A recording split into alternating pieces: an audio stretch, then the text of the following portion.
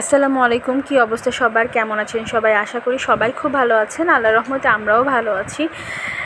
এই তো তারপরে চলে আসলাম রান্নাবান্নার ঘরে। রান্না করতেই তো সবচেয়ে বেশি ভালো লাগে। আসলে সারাদিন তো আর কোনো তেমন কাজই করি না, রান্না টান্নাই করতে হয়। আজকে একদমই নর্মাল রান্না করব, বুটের ডাল দিয়ে মাংস রান্না করব। তো মাংসগুলোকে সুন্দরভাবে ধুয়ে নিয়েছি আর ডালগুলোকে বসিয়ে দিয়েছি। তো মাঝখানে আমি ফাঁক দিয়ে মাংসগুলোকে ভেজে নিচ্ছি। আর আমি তো সবসময় মাংসগুলোকে ভেজেই রান্না করি। তো এর মুখে পরে আজকে একটু কচুরমুখীও নিয়ে এসেছিলো। কচুরমুখীটা কিন্তু আমার অনেক পছন্দ, কার কেমন লাগে জানি না, বাট আমার খুবই ভালো লাগে। বাট কচুরমুখীটা মানে অনেক সময় রান্না করলে কিন্তু গলা ধরে। তো যাই হোক, আমি আলহামদুলিল্লাহ যেভাবে রান্না করি আমার কচুরমুখীটা গলা ধরে না। তো এরপর আমি কচুরমুখীটা সিদ্ধ হওয়ার পর নামিয়ে ফেলেছি। তারপরে আমি চলে গেলাম মাংস রান্না করার জন্য। আমি যতটুকু মশলা লাগে, আদা রসুন বাটা, তারপরে হলুদ মরিচ, এগুলো সব কিছু দিয়ে আমি সুন্দরভাবে কষিয়ে নিয়েছি। তারপরে দিয়ে দিলাম বুটের ডালগুলো আমার অলমোস্ট সিদ্ধ হয়েছে। তো তারপর আমি দিয়ে দিয়েছি, পুরোপুরি সিদ্ধ করিনি, আমি মাংসের সাথে সিদ্ধ করে নিব, যার জন্য পুরোপুরি সিদ্ধ করিনি। আর মাঝখান থেকে কিন্তু আমার মেয়ে সুন্দর একটা সাউন্ড করছে, কারণ আমি যখন ভয়েস করবো তখন আমার মেয়ে কিন্তু আমার সাথে থাকবেই, এবং সে আমার ভয়েসে একটু করে ডিস্টার্ব করবে। মানে সে নতুন নতুন ওয়ার্ড শিখতেছে, সো এগুলো সে ইউজ করে।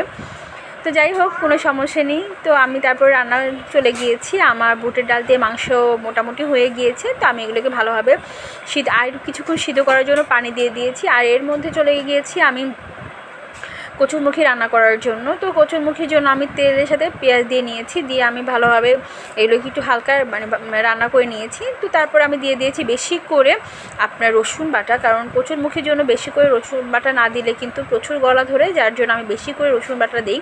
তো আমার রসুন বাটা দেওয়ার পরে এগুলোতে মশলা দিয়েছি। আদা রসুন বাটা তো আদা তো দিব না, যেমন দিয়েছি আপনার ধনিয়া গুঁড়া, জিরা গুঁড়া, এগুলো সব কিছু দিয়েছি। আর হলুদ মরিচ তো দিবই। তো সব কিছু দিয়েছি। এর মাঝখানে কিন্তু আমার মাংসটাও হয়ে গিয়েছে। তো আমার মশলাটা কষানোর পর আমি দিয়ে নিলাম ছোটো চিংড়ি মাছ দিয়ে কিন্তু কচুরমুখীটা বেশি ভালো লাগে।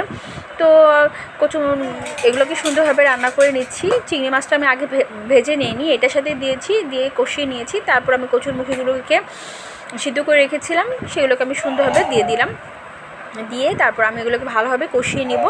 অনেকক্ষণ কষাবো, কষানোর পরে তারপর আমি ভালোভাবে এগুলোকে ঝোল দিয়ে দিয়েছি। তো ঝোল দিয়ে তারপর আমি বসিয়ে দিয়েছি, এগুলো যে আস্তে আস্তে হবে।